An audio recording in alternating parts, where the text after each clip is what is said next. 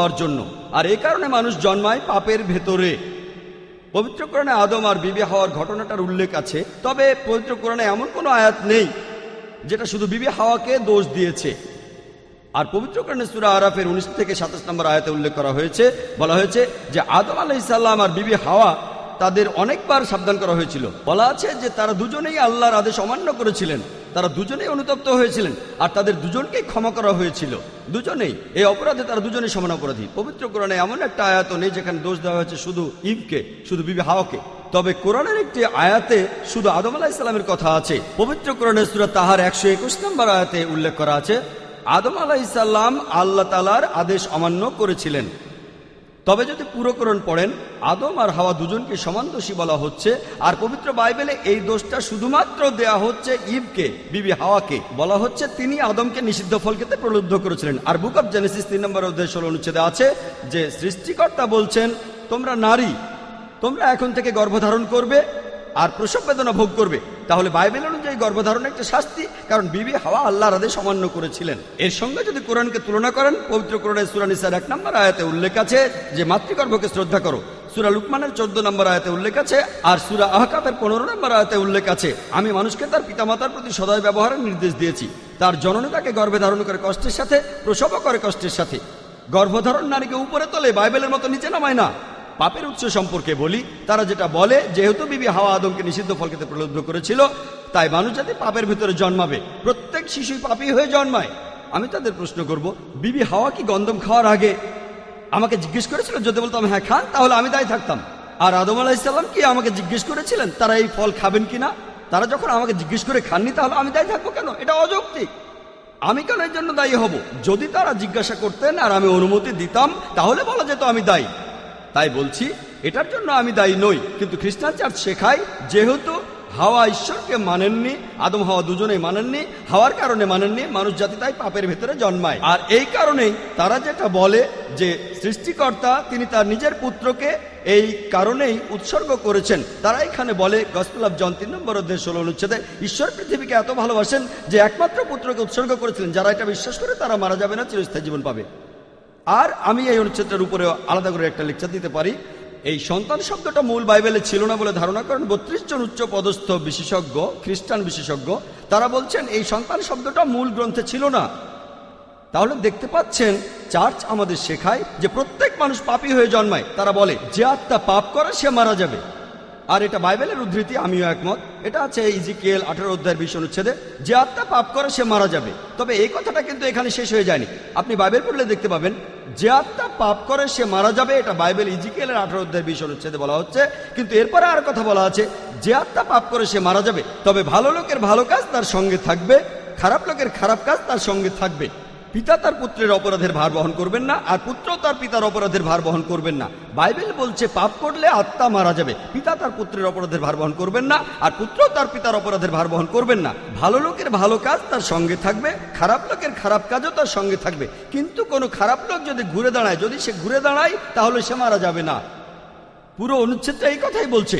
তাহলে বোন, এমনকি বাইবেলের কথা অনুযায়ী পাপ জন্ম থেকে আসে না। চার্চ যেটা বলে যে পাপ জন্ম থেকে আসে, সেটা বাইবেলের বিরুদ্ধে। খ্রিস্টান ধর্মের শিক্ষণীয় বিষয়গুলি কি সেটা জানতে বাইবেল পড়তে হবে। যেহেতু কিছু সংখ্যক মুসলিম পুরুষ নারীদের ছোট করে দেখে, তার মানে এই না যে ইসলাম নারীদের ছোট করে দেখে। ইসলাম নারীদের কিভাবে দেখে সেটা জানতে কোরআন আর হাদিস পড়ুন আপনি। সেজন্য বোন, আপনি বাইবেলেও দেখেন সেখানে পাপের কোনো উৎস নেই। কারণ বাইবেল পরিষ্কারভাবেই বলছে, পিতা তার পুত্রের অপরাধের ভার বহন করবে না, আর পুত্রও তার পিতার অপরাধের ভার বহন করবে না। অপরাধ মানে পাপ। যখন ছেলে তার বাবার অপরাধের বোঝা বইতে পারবে না, তাহলে আমরা কিভাবে পাপের মধ্যে জন্মালাম?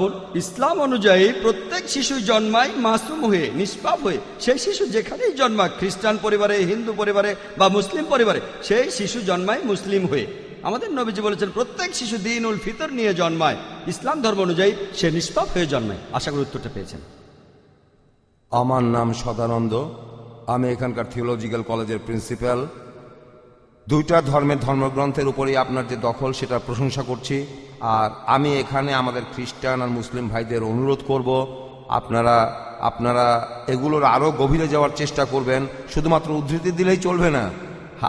আপনার হয়তো শুনতে খুব ভালো লাগতে পারে, তবে একই সাথে ধর্মগ্রন্থগুলো পড়েন, গভীরে যাওয়ার চেষ্টা করেন, মত বিনিময় করেন। শুধু নিজের যুক্তিটাই দেবেন না, শুধু নিজের কথাই বলবেন না, এতে সবার জন্যই ভালো হবে।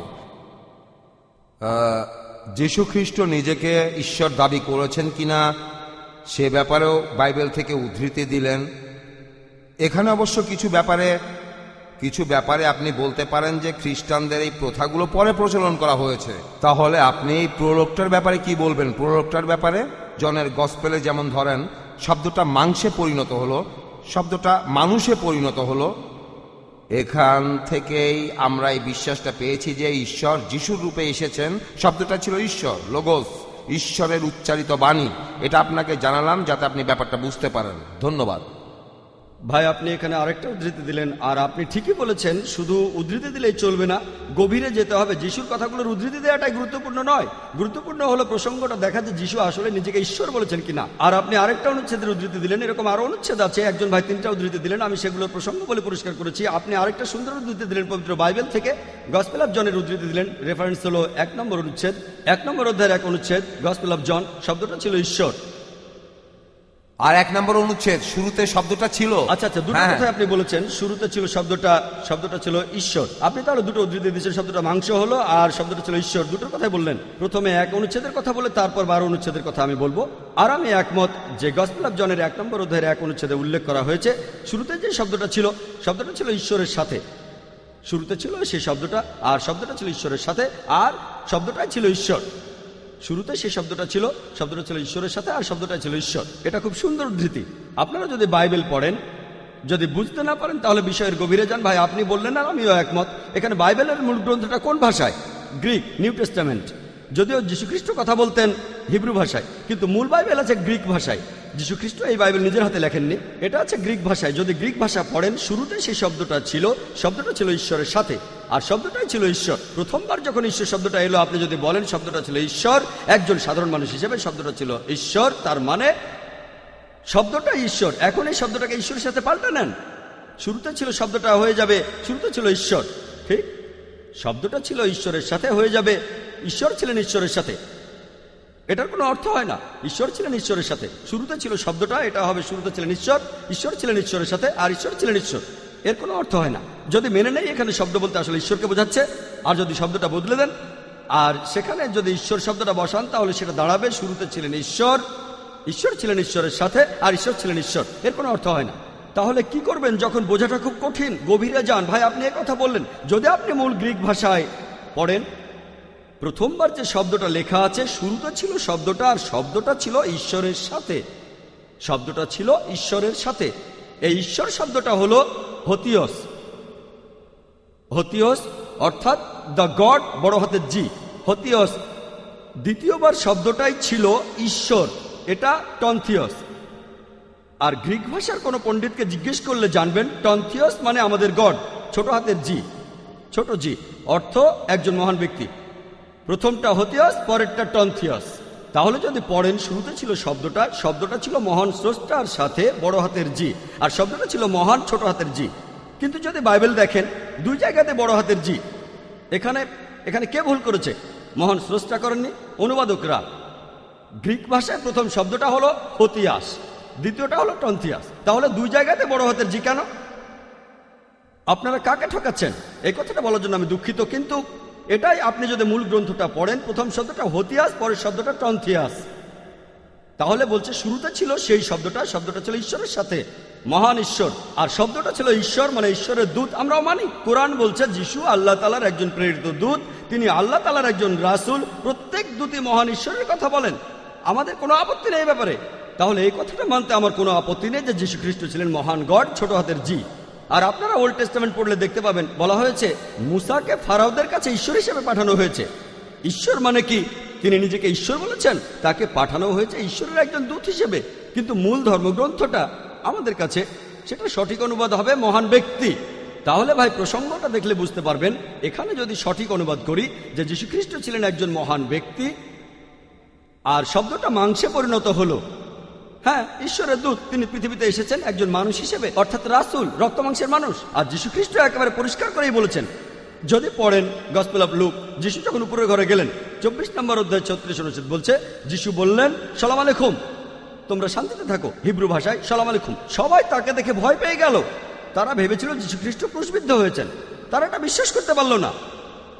যিশু বললেন, তোমরা আমাকে ছুঁয়ে দেখো, আমার হাত আর পা ছুঁয়ে দেখো, কারণ আত্মার কোনো রক্তমাংসের শরীর থাকে না যেমনটা আমার আছে। অর্থাৎ তিনি রক্তমাংসের মানুষ, আমি একমত। আমার হাত পা ধরো আর দেখো, আত্মার রক্তমাংসের শরীর থাকে না, এর অর্থ তিনি আত্মা ছিলেন না, তিনি মাংসের তৈরি, তিনি ক্রুশবিদ্ধ হননি, তিনি জীবিত ছিলেন। তারপর বললেন, এখানে কি খাওয়ার মতো কিছু আছে? তারা তাকে মধু দিল আর তিনি খেলেন। কি প্রমাণ করতে যে তিনি ঈশ্বর নন? তিনি ক্রুশবিদ্ধ হননি, জীবিত ছিলেন। আমি আপনার সাথে একমত। যদি প্রসঙ্গ সহ পড়েন, আর কোনো বিষয়ে মতভেদ থাকলে মূল গ্রন্থটা দেখেন, আর মূল গ্রন্থ দেখলেই বুঝবেন যে সত্যটা আসলে কি। আশা করি উত্তরটা পেয়েছেন। আর এ ব্যাপারে কি বলবেন যে টমাস বলেছেন তিনি তিনি আমার প্রভু এবং আমার ঈশ্বর, আর আমরা এইসব ব্যাপার নিয়ে কথা চালিয়ে যেতে পারি। আমি হিব্রু আর গ্রিক দুই ভাষাতেই বাইবেল পড়েছি, এই দুই ভাষার বাইবেলই আমি জানি, আপনাকে জানালাম।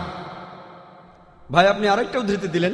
100 উদ্ধৃতি দিতে পারেন আপনি। আমার কথা হলো, প্রথম যে উদ্ধৃতিটা দিয়েছেন সে ব্যাপারে কি আমার সঙ্গে আপনি একমত? ভাই 3টা উদ্ধৃতি দিয়েছেন, 3টারই উত্তর দিয়েছি। আপনি 2টো উদ্ধৃতি দিয়েছেন, 2টোরই উত্তর দিয়েছি। আপনি কি সন্তুষ্ট? আপনি তো গ্রিক জানেন। এটা কি মানবেন যে প্রথম শব্দটা হলো হতিয়াস? এটা মানছেন? যদি গ্রিক ভাষা জানেন, গ্রিক ভাষায় হতিয়াস শব্দের অর্থ কি?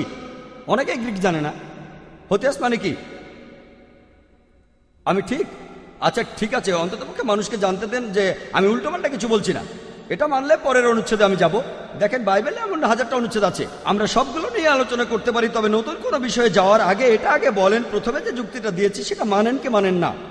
যদি বলেন আমি একমত না, হতিয়াস মানে মহান ঈশ্বর না, সে ভুল বলছে, আমি গ্রিক জানি, তাহলে আমার কথাটা আমি পাল্টে ফেলবো। নতুন কোনো অনুচ্ছেদে যাওয়ার আগে আমি সেটার ব্যাখ্যাও আপনাকে দেবো ভাই। তবে নতুন অনুচ্ছেদে যাওয়ার আগে আপনি যেমন বললেন, আসুন মত বিনিময় করি, আমরা এখানে লড়াই করতে আসিনি, আমার কথা ভুল হলে সেটা পাল্টে ফেলবো। আর পবিত্র কোরআনে উল্লেখ করা হয়েছে, তালা ইলা কালিমাতিন সাওয়াইন বাইনাই বাইনাকুম, এসো সেই কথায় যাহা তোমাদের এবং আমাদের মধ্যে এক। আমার ভুল হলে আমি বদলাবো, আপনার ভুল হলে আপনি পাল্টে ফেলবেন। আমাদের ভেতরে সাদৃশ্যটা দেখতে হবে। সূরা মাইদার 82 নম্বর আয়াতে উল্লেখ করা আছে, মুসলিম অথবা বিশ্বাসীদের সবচেয়ে বড় শত্রু হলো তারা যারা পৌত্তলিক, মূর্তি পূজারী আর ইহুদি, কিন্তু যারা তাদের নিকটতর বন্ধু তারা খ্রিস্টান। আমরা আপনাদের ভালোবাসি, তবে যদি মতের অমিল হয় বিষয়টা নিয়ে আলোচনা করব। আপনি আরেকটা উদ্ধৃতি দিলেন, আরেকটা উদ্ধৃতি। আমি প্রথম দুটোর ব্যাখ্যা দিয়েছি। আমি একমত যে টমাস বলেছেন আমার ঈশ্বর, মাই গড, আমিও তার সঙ্গে একমত, আমার ঈশ্বর, আমার প্রভু। একটা উদাহরণ দেই। একজন লোক আমার কাছে এসে বলল যে, ভাই জাকির, সে বলল আপনি তো লেট, অনুষ্ঠানটা শেষ করে দিতে হবে। ও মাই গড, এখন 12টা বাজে, আমি তাকে ঈশ্বর বলে ডাকছি। আপনি এখানে প্রসঙ্গটা দেখেন, এটাই লাগবে। প্রসঙ্গটা পড়েন, কারণ দেখবেন যীশু খ্রিস্ট বলছেন আমাকে ভালো বলো না, আমাকে ভালো বলো না, তাহলে ঈশ্বর বলে ডাকার ব্যাপারটাই তো আসছে না। তাহলে যদি কেউ বলে মাই গড, আমাকে ঈশ্বর বলেনি, আমি বলবো না যে আমি ঈশ্বর। আমি যদি বলি ও মাই গড, দেরি হয়ে গেছে, তার মানে এই নয় যে তাকে ঈশ্বর বলছি। সেও বুঝতে পারবে যে আমি উত্তেজিত হয়ে বলছি ও মাই গড, দেরি হয়ে গেছে। এখানে আমার ঈশ্বর বলা হচ্ছে না। টমাস এখানে বলছে না যে যীশু খ্রিস্ট তিনি হলেন তার ঈশ্বর, তিনি এমনটা বলছেন না। আর আমি যেটা বলেছি, যীশু খ্রিস্ট নিজে পরিষ্কারভাবে এই কথা বলেননি, এই মন্তব্যটা করেছে টমাস। আমি আপনাদের যে চ্যালেঞ্জটা দিয়েছি, এই অনুচ্ছেদটা সেরকম না। আমার চ্যালেঞ্জটা ছিল পুরো বাইবেলে এমন কোথাও পাবেন না যেখানে যিশু বলেছেন, যীশু খ্রিস্ট যেখানে নিজের মুখেই বলেছেন যে আমি ঈশ্বর অথবা আমার উপাসনা করো। ভাই যে 3টা উদ্ধৃতির কথা বলেছেন, 3টা যিশুর। আমি এবং আমার পিতা এক, যারা আমাকে দেখছো তারা আমার পিতাকে দেখছো, কোনো মানুষ আমার এবং আমার পিতার মাঝে আসতে পারবে না। এই কথাগুলো যিশু নিজেই বলেছেন, কিন্তু আপনার উদ্ধৃতিটা ছিল টমাসের। তারপরও ব্যাখ্যা দিয়েছি, কথাটা যিশু নিজে বলেননি। এটা একটা বিস্ময়বোধক অভিব্যক্তি। আশা করি উত্তরটা পেয়েছেন। আমি মোহাম্মদ ফরিদ উদ্দিন, ফিজিওথেরাপি নিয়ে পড়াশোনা করছি, ফিজিওথেরাপি স্টুডেন্ট। ইসলাম আর খ্রিস্টান ধর্মে যে মুক্তি লাভের ন্যূনতম শর্ত, এই ন্যূনতম শর্তের ব্যাপারে কি কোনো রকম সাদৃশ্য আছে? ন্যূনতম শর্ত। ভাই, আপনি প্রশ্ন করলেন যে ইসলাম আর খ্রিস্টান ধর্মে মুক্তি লাভের জন্য ন্যূনতম শর্তগুলো কি কি। যদি পবিত্র কোরআন পড়েন, সেখানে বলা আছে যে একজন মানুষ কি করলে বেহেশতে যেতে পারবে। সূরা আল আসরের 1 থেকে 3 নম্বর আয়াতে উল্লেখ করা হয়েছে যে ওয়াল আসরি ইন্নাল ইনসানা লাফি খুসরি ইল্লাল্লাযিনা আমানু ওয়া আমিলুস সালিহাতি ওয়া তাওয়াসাউ বিল হাক্কি ওয়া তাওয়াসাউ বিস সাবরি। মহাকালের শপথ যে মানুষ জাতি সব সময় ক্ষতিগ্রস্ত। তারা শুধু নয়, যারা ঈমান আনে, যারা সৎকর্ম করে, যারা মানুষকে সত্যের উপদেশ দেয়, যারা মানুষকে ধৈর্য আর অধ্যবসায়ের উপদেশ দেয়। তাহলে যদি কেউ বেহেশতে যেতে চান, জান্নাতে যেতে চান, কমপক্ষে 4টা শর্ত পূরণ করতে হবে: ঈমান, সৎকর্ম, মানুষকে সত্যের উপদেশ দেয়া আর ধৈর্য ও অধ্যবসায়ের উপদেশ দেয়া। যদি এই 4টা শর্তের মাত্র একটাও বাদ থাকে, সাধারণ পরিস্থিতিতে সেই লোক জান্নাতে যেতে পারবেন না। যদি আল্লাহ ক্ষমা করে দেন সেটা আলাদা কথা, সাধারণ পরিস্থিতিতে 4টা শর্তই পূরণ করতে হবে। এগুলো ন্যূনতম 4টা শর্ত। আর আল্লাহ যে অপরাধটা কখনোই ক্ষমা করবেন না, আমি আমার লেকচার আগেও বলেছি। সূরা নিসার 48 নম্বর আয়াতে উল্লেখ করা আছে, আর সূরা নিসার 116 নম্বর আয়াতে উল্লেখ করা আছে, সেটা হলো শিরক। আর খ্রিস্টান ধর্মে চার্চ যেটা বলে, প্রথমে চার্চের কথা বলছি, তারপর বাইবেলের কথা বলছি। চার্চ যেটা বলে, যদি বিশ্বাস করেন যে যীশু খ্রিস্ট আমাদের পাপের জন্য মারা গেছেন, আমাদের অপরাধের জন্য মারা গেছেন, যদি এটা বিশ্বাস করেন আপনি মুক্তি লাভ করেছেন। যদি বিশ্বাস করেন যে যীশু খ্রিস্টকে হত্যা করা হয়েছিল, তিনি আপনার অপরাধের জন্য ক্রুশবিদ্ধ হয়েছেন, আপনি মুক্তি লাভ করেছেন। এই প্রমাণটা আপনি বাইবেলেও পাবেন যে যীশু খ্রিস্ট ক্রুশবিদ্ধ হননি। এটার উপর লেকচার দিতে পারি, এটার উপর আমার একটা ভিডিও ক্যাসেট আছে, সেটা দেখতে পারেন। আমি সেখানে প্রমাণ করেছি যে যীশু খ্রিস্ট ক্রুশবিদ্ধ হননি, পবিত্র কোরআন দিয়ে নয়, পবিত্র বাইবেল দিয়েই। কোরআন সেটা বলে, আমরাও মানি। এমনকি বাইবেলও যদি সঠিকভাবে পড়েন, এই কথা বলে না যে যীশু ক্রুশবিদ্ধ হয়েছিলেন। কিন্তু চার্চ বলে, যদি আপনি এটা বিশ্বাস করেন যে যীশু খ্রিস্ট আপনার পাপের জন্য মারা গিয়েছেন, আপনি মুক্তি লাভ করবেন। যদি আপনি পড়েন, কিন্তু যীশু খ্রিস্ট নিজের মুখে বলেছেন, তিনি ঠিক উল্টোটাই বলেছেন। যদি গসপেল অফ ম্যাথিউ পড়েন, 19 নম্বর অধ্যায়ের 16 থেকে 18 অনুচ্ছেদ বলছে, একজন লোক যীশু খ্রিস্টের কাছে এসে জিজ্ঞেস করলো, আমি কোন ভালো কাজটা করব যাতে চিরস্থায়ী জীবন পেতে পারি। চিরস্থায়ী জীবন মানে বেহেশতের জীবন। একজন লোক যীশু খ্রিস্টের কাছে এসে প্রশ্ন করলো, হে ভালো প্রভু, আমি কোন কাজটা করলে চিরস্থায়ী জীবন পেতে পারি? যীশু খ্রিস্ট তখন বললেন, কেন তুমি আমাকে ভালো বলছো? ভালো শুধুমাত্র একজনই, আমার পিতা যিনি স্বর্গে আছেন। কেন তুমি আমাকে ভালো বলছো? ভালো শুধু একজনই, স্বর্গে যিনি আমার পিতা। আর যদি তুমি চিরস্থায়ী জীবন পেতে চাও, ঈশ্বরের নির্দেশ মানো। তিনি বলেননি যে চিরস্থায়ী জীবন পেতে আমাকে ঈশ্বর মানতে হবে। তিনি বলেননি যে চিরস্থায়ী জীবন পেতে এটা বিশ্বাস করতে হবে যে আমি তোমাদের পাপের জন্য ক্রুশবিদ্ধ হয়ে মারা গেছি। তিনি বলেছেন চিরস্থায়ী জীবন পেতে হলে ঈশ্বরের যে নির্দেশ সেগুলো মেনে চলতে হবে। তার মানে যদি আপনি বেহেশতে যেতে চান বাইবেলের কথা অনুযায়ী, আপনাকে তাহলে ঈশ্বরের সবগুলো নির্দেশ মেনে চলতে হবে। শুকরের মাংস খাবেন না, মদ খাওয়া যাবে না, জুয়া খেলা যাবে না, নামাজ আদায় করতে হবে, সেজদায় যেতে হবে, সবগুলো আপনাকে মানতে হবে। যদি বলেন যীশু খ্রিস্টের নির্দেশগুলো মানলেই খ্রিস্টান হওয়া যায়, সে কথা বলা হলে আলহামদুলিল্লাহ, যদি আমরা মুসলিম, আমরা খ্রিস্টানদের চেয়ে অনেক বেশি খ্রিস্টান। আর যীশু খ্রিস্টান ছিলেন একজন মুসলমান। আশা করি উত্তরটা পেয়েছেন। উপস্থিত দর্শক এবং শ্রোতামণ্ডলী, আমাদের অনুষ্ঠান প্রায় শেষের পথে। এবারের প্রশ্নটাই হবে শেষ প্রশ্ন, তারপরে আমরা আমাদের অনুষ্ঠান শেষ করব। হ্যাঁ, আপনার প্রশ্নটা করেন। আমার নাম সোনিয়া, আমি একজন ভার্সিটির স্টুডেন্ট। আপনি বললেন যে যিশু শুধু ইসরায়েলিদের জন্য এসেছেন আর মুহাম্মদ পুরো মানব জাতির জন্য। আমরা খ্রিস্টান আর মুসলিমরা বিশ্বাস করি যে যিশু আরেকবার আসবেন। সেটা হলে এটা কিভাবে বলবেন যে মুহাম্মদ হলেন শেষ নবী? বোন, আপনি প্রশ্ন করলেন যে যীশু খ্রিস্ট সে সময় এসেছিলেন শুধু ইসরায়েলবাসীদের জন্য আর মুহাম্মদ সাল্লাল্লাহু আলাইহি সাল্লাম পুরো মানব জাতির জন্য। তাহলে যিশু আবার আসবেন কিভাবে? যদি তিনি আবার আসেন, মুহাম্মদ সাল্লাল্লাহু আলাইহি সাল্লাম তাহলে শেষ নবী নন। আর আমিও একমত বোন যে যীশু খ্রিস্ট এই পৃথিবীতে আবার আসবেন। এ ব্যাপারে সব মিলিয়ে 70টি হাদিস আছে বোন, 70টি জায়গায় সহিহ হাদিস বলছে যে যীশু খ্রিস্ট পৃথিবীতে আবার আসবেন। আর বাইবেলেও এটার উল্লেখ আছে যে যীশু খ্রিস্ট দ্বিতীয়বারের মতো এই পৃথিবীতে ফিরে আসবেন। তবে পবিত্র কোরআনে এই কথা আছে, সূরা আহজাবের 40 নম্বর আয়াতে এই কথা উল্লেখ আছে, কানা মুহাম্মাদুন আবা আহাদিম মির রিজালিকুম ওয়ালাকিন রাসূলুল্লাহ ওয়া খাতামুন নবিয়্যিন, যে মুহাম্মদ তোমাদের মধ্যে কোনো পুরুষের পিতা নন, বরং সে আল্লাহর রাসূল এবং তিনি হলেন সর্বশেষ নবী। এখন দুটো ঠিক। কিভাবে? দুটো কথাই ঠিক। কারণ ঈসা আলাইহিস সালাম তিনি আবারও আসবেন। তিনি কি জন্য এই পৃথিবীতে আসবেন? তিনি একমাত্র নবী যাকে আল্লাহ জীবন্ত তুলে নিয়েছেন। আল্লাহ সুবহানাহু ওয়া তাআলা তার কোন রাসূলকেই জীবন্ত অবস্থায় তুলে নেননি। পবিত্র কোরআনে সূরা নিসার 158 নম্বর আয়াতে উল্লেখ করা হয়েছে যীশু খ্রিস্টকে জীবন্ত অবস্থায় তুলে নেওয়া হয়েছে। 157 নম্বর আয়াত বলছে, ওমা কাতালু ওয়া মা সালাবু ওয়ালাকিন শুববিহা লাহুম, তারা তাকে হত্যা করেনি, ক্রুশবিদ্ধও করেনি, কিন্তু তাদের মধ্যে এমন বিভ্রম সৃষ্টি হয়েছিল। যারা এই বিষয়ে মতভেদ করেছিল তাদের মনেও সংশয় ছিল। ইল্লাতিবাজ জান, তারা শুধু অনুমানই করতে পারে, ওমা কাতালু ইয়াকিনা, এটা নিশ্চিত যে তারা তাকে হত্যা করেনি। 158 নম্বর আয়াত বলছে যে আল্লাহ সুবহানাহু ওয়া তাআলা তাকে নিজের কাছে নিয়ে গেছেন। আমরা মানি যিশু মারা যাননি। এমনকি বাইবেলও বলে যিশু খ্রিস্ট জীবিত ছিলেন। হাদিসও কথা বলে আর বাইবেলও বলে। তবে আমরা যেটা মানি, আল্লাহ সুবহানাহু ওয়া তাআলা যিশু খ্রিস্টকে নিজের কাছে জীবিত তুলে নিয়েছিলেন, কারণ তিনি হলেন মহান স্রষ্টার একমাত্র প্রেরিত দূত, যার অনুসারীরা ভাবে যে তিনি আসলে ঈশ্বর। আর কোন রাসূল নেই। আদম, নূহ, মুসা, ইব্রাহিম, আইজায়া, ইসহাক, সলোমন, তারা সবাই শান্তিতে থাকুন, এই নবীদের অনুসারীরা কখনো বলেননি যে তাদের নবী নিজেকে ঈশ্বর বলেছেন।